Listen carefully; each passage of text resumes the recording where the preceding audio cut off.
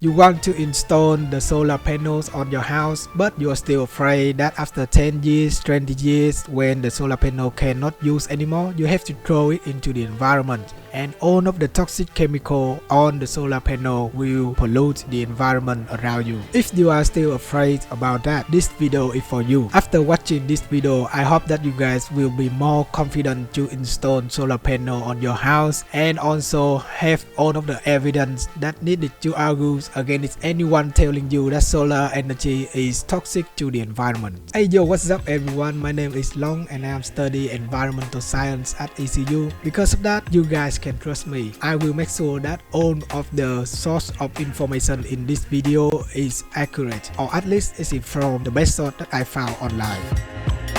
According to IPCC report in 2022, solar energy is the second most promising green source of energy in the world. It has the potential to reduce nearly 4 gigatons of CO2 per year. It might be hard for you guys to understand this number. Let me explain in this way by comparing it to a car. Based on the data found on the United States Environmental Protection Agency website, a car emitted around 4.6 metric tons of CO2 per year. So we have 1 gigaton of CO2 gonna equal 1 billion metric tons of CO2. So we have two numbers. With 1 gigatons equal 1 billion metric tons, if solar energy can reduce 4 gigatons of CO2 per year, it's like taking 1 billion cars off the road. In perspective, there are only 289 million cars in the USA. But there is a catch. In my last video, when I react to Vos's video about geothermal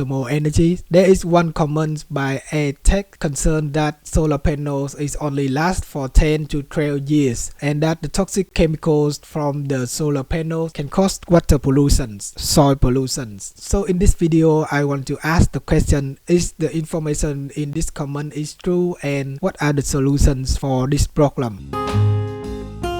So the first question is that how long can solar panel last? It's really easy to find this information. You just have to put it in Google search. If you search the term solar panel life expectancy or how long can solar panel last, Google will show you right away the number of 25 years. That is pretty impressive compared to all of other electronic devices, for example your phone, that you might only use it for several years. And also many results show that even after 25 years, you can still use the solar panel because the degradation rate of solar panel is only 0.5% a year, which means that after 20 years, its efficiency is only 10% lower than when you first bought it. So would you throw away a solar panel that is still working as well as a new one? No, right?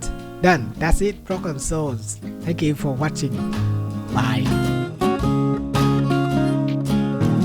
But long, isn't it still gonna produce a lot of toxic chemical that gonna destroy the environment? Okay, I know you guys are still worrying about all of the toxic chemical that you heard on the news, on the paper, on the TV, that the toxic chemical from the solar panel gonna pollute the environment. Let me clear that up for you. Let's say that I bought a solar panel today and after 20 years, 30 years, the efficiencies of the solar panel is degraded so much that I cannot use it anymore. For example, it cannot produce enough energy for my house anymore, so I want to replace it with a better one. What do I do? If you are like me, live in Australia, you have several options. The first option, I just need to throw it into the bins. But which bins? According to Recycle Right, there are 3 different types of bins in Australia right now, including a green, yellow and red bins. The green bin is a compostable bin where you can put all of the organic materials that will be turned into organic compost for planting trees. So you cannot put a solar panel into the green bin. How about a yellow bin? The yellow bin is the recycling bin where they accept recyclable waste, including glass, paper, cardboard, plastic bottles, plastic containers, steel, and aluminum can. So in the meantime, in Western Australia, the recycling facility doesn't accept solar panels or any other e-waste. So the last option for me is to throw the solar panel into the red bin, right? This is where everything gets a little bit complicated. The red bins is also called the general bin. Most of of the non-organic or unrecycled waste will go into the red bins. The red bin is used for general rubbish items, hygiene products, nappies, plastic bags, and soft plastic. Still, the red bin doesn't accept the solar panels. But then that is your final option, right? So what happens if I throw my solar panel into the general bin? According to Recycle Right, all of the waste in the general bins will go to landfill. For that reason, I can expect that all of my solar waste will go to the landfill too, and I can forget about it. But then isn't it gonna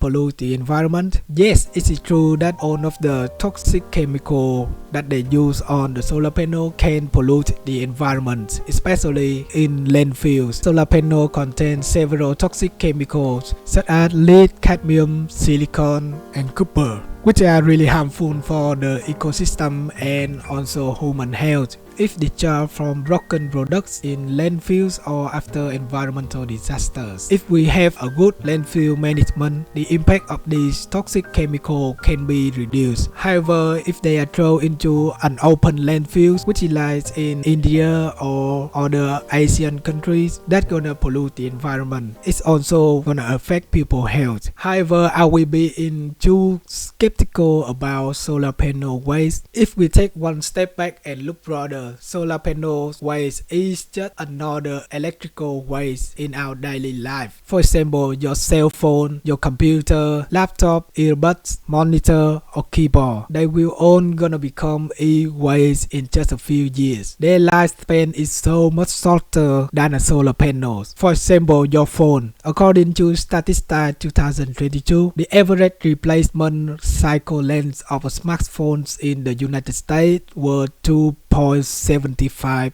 years, and that is the data in 2021, and it's expected to be lower in the future. So if you are not judging the environmental impact or the health impact of your phone, your computer, your laptop after it's thrown away in just a few years, why are you still worrying about the toxic chemical from the solar panel that could last for decades, like 2 or 3 decades? Wow, isn't that mind-blowing? But long, we're not gonna throw it into the landfills or throw it like everywhere in the environment that we know it's gonna produce a lot of toxic chemical, right? Yes, we don't want to do that. That is the least favorite thing that we want to do in terms of waste management. So what is the solution? Now, instead of looking the solar panel as a different type of waste, we all have to agree that these panels are just another electrical waste. Great, now what do we do? How can we deal with our e-waste? The thing is, you don't want to throw all of the e-waste all over the place or in the landfills. That is the least favorite options, because all of that e-waste gonna produce a lot of toxic chemical, toxic metals that could leak into the ground and go into our rivers and get on our table or in our tap of water. Therefore, there are several ways that you can deal with your solar panel or your e-waste. I am gonna deal with my solar panel waste using the waste hierarchy framework, because we have to use solar energy to transition to a zero emission economy. We cannot avoid or reduce it. We can't also reuse the 30 years old solar panels due to their low performance. But for example, when your solar panel is broken because of some disaster, you might want to ask the manufacturer to repair it instead of buying a new one. That could prevent the solar panel get into the landfills. On the other hand, if my solar panel is not working anymore, I can keep it around my house and wait for the collection date. The councils in Western Australia will collect all of the e-waste in my house. Or I can look around for recycling facility that accepts my solar panels. There will be more and more recycling facilities for solar waste, because all of the toxic chemicals that could harm the environment in the solar panels are also valuable minerals and metals that could be used for other purpose. Many studies have been done to create a profitable process to recover these valuable metals from the solar films, such as copper, indium, gallium, and silicon. So looking forward, the solar energy is still one of the best green source of energies that we can use, and you don't need to worry about its end of life toxic chemical, because believe it or not, the solar panel is just another electric waste from your house. just like your phone, your laptop, your iPad, your iPhone, your monitors, your computers. Then you can deal with your solar waste just like any other electrical waste around your house. You have to look for the facilities that accept these waste. Remember that do not throw it into the general bins if you don't want to pollute the environment. But there is another problem. When more house using solar energies, isn't it mean that every house need a battery? And there's a lot of problems with battery mining, like lithium batteries. People say that batteries are very dirty. Then what can we do, and what is the possible solution for this problem? Check out this video over here.